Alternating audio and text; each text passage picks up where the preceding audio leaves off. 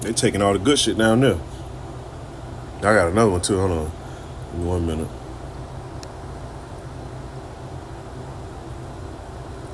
I happen to see this guy right here. You guys hear that the Bush administration just admitted that the United States government have been building, right, these underground bunkers and have spent over $21 trillion in them, y'all. And here goes David Wilcock speaking on the matter of this. Like, he literally has seen them for themselves, and he talks about the solar flash. And y'all, check this out. Former Bush administration official Catherine Austin Fitts revealed to Tucker that the U.S. government has constructed underground bases as large as entire cities. And yes, you can actually, I was starting to say that in the show with Ezra, but you can actually, they plant trees, they have rivers, they have lakes, they have buildings, and then they have a dome that looks like the outside, but it's a holographic projection. Hey, so you best believe, if you were in there and nobody told you that you best believe these devils don't read the book of Ezra. Second Ezra, they read about the prophecy of the one standing up on that mountain. It looked like he flew up on something that looked like a giant mountain, roughly paraphrasing. The multitude of the militaries around the earth came together to subdue the man, but they couldn't, because that's Yahweh Shai. They're not gonna be able to subdue Yahweh Shai. You go turn on your news and you get on YouTube or Twitter, Instagram. You see niggas face down on the ground. Esau got their foot on his neck. Handcuffs on a nigga, beating him up and shit. Gun shooting him. They might shoot a nigga while he laying on the ground and still can put a foot on the neck. They not doing that to Yahweh Shai and the angels, man, when they come back. That's why these devils they want to go hide out, because they know. All right, let me just precept real quick.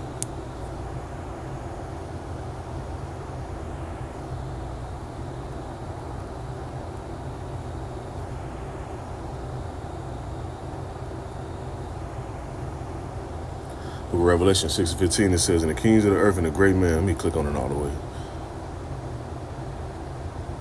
Matter of fact, let me jump back up.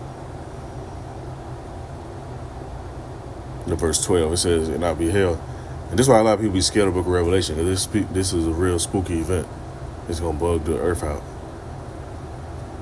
It says, "And I beheld, when he had opened the sixth seal, and lo, there was a great earthquake, and the sun became black as sackcloth of hair, and the moon became as blood." Why? They even just mentioned recently, they said, if India and Pakistan launch nukes on each other over there, they can cause a nuclear winter just from them doing that in that region, because the nuclear radiation, because of the wind currents, like I mentioned in the book of Ecclesiastes, how the circuits turn, it's going to bring that shit around the world, and it's going to blanket the skies, cause crops to fail because they ain't going to be getting no sunlight, cause radioactive rain, a whole list of stuff. Block out the moon, or make the sky look to the point where the moon looks blood red, because how the moon will be glowing through the clouds. The sun gonna look black because of the clouds, just from a nuke. I said, "And the stars of heaven fell into the earth as a fig tree casted for untimely figs when she is shaken of a mighty wind. And heaven departed as a scroll when it's rolled together." Why? Not because the Most High sitting up there like, you know what? And you got people that talk about this firmament shit. They keep talking about a glass dome. Ain't no glass dome on the earth. If it's a glass dome over the earth, how the fuck do meteors and meteorites get through? But that's another topic though. The Most High not about to open up no window or nothing, like no scroll. What it's talking about is parabolic. When you see them nukes go off and that explosion go, it looks like a scroll rolling.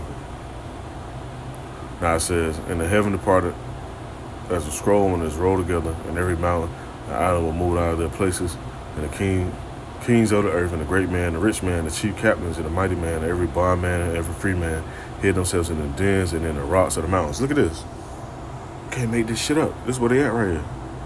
you were underground, you might not notice, except for a couple things. You always hear the noise of ventilation fans, and you always smell. The U.S. government actually was more like become known to the public that they were being built in preparation for a potential entire cities.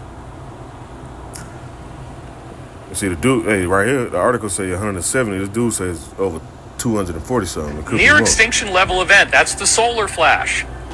So what is the gameplay? There ain't gonna be no solar flash. Esau not gonna come out and fully tell you what's gonna go down.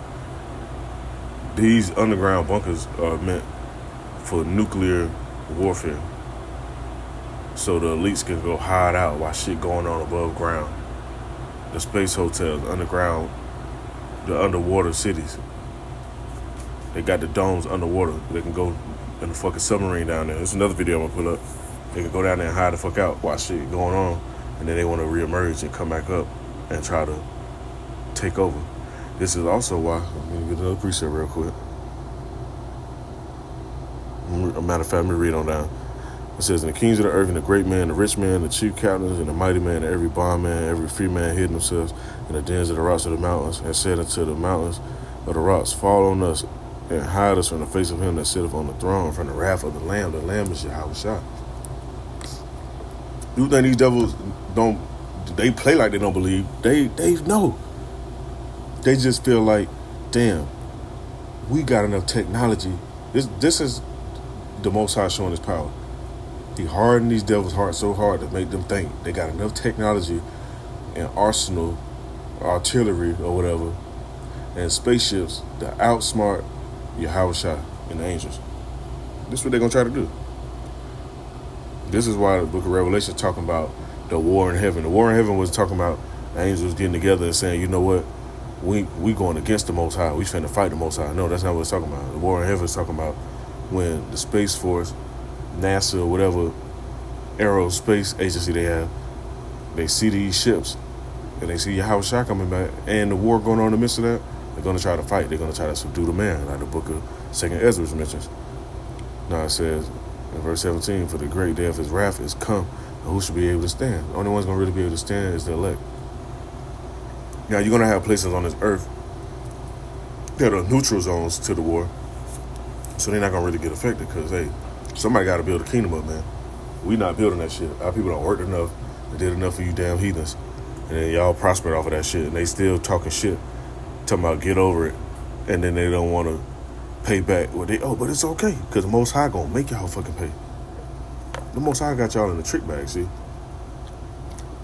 Got Ishmael over there riding camels and building up shit in the desert. Harvesting all that gold. They going to get that shit up. As it is written. It mentions that in the scriptures. They're giving that up, man. They're gonna bring all their goods, they spoil. They're gonna bring the top shit too. They ain't gonna bring the bullshit.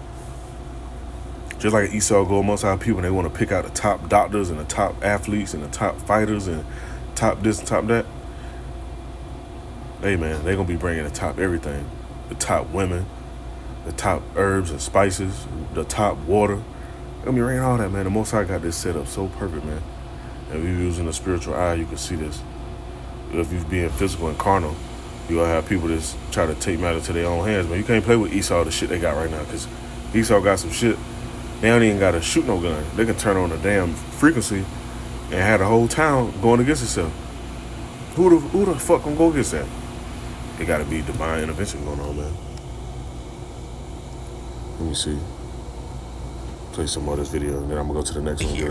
Why would you come out and let the whole population know about this? Even though, like, you know, the quote-unquote conspiracy theorists, we've known the truth for the longest, you know. So what this tells me that this only validates the near-level extension solar mass ejection that we're supposed to have really soon, and they're coming out and letting people know about this. But nonetheless, y'all, something's going on, and this month is a little too quiet for my liking.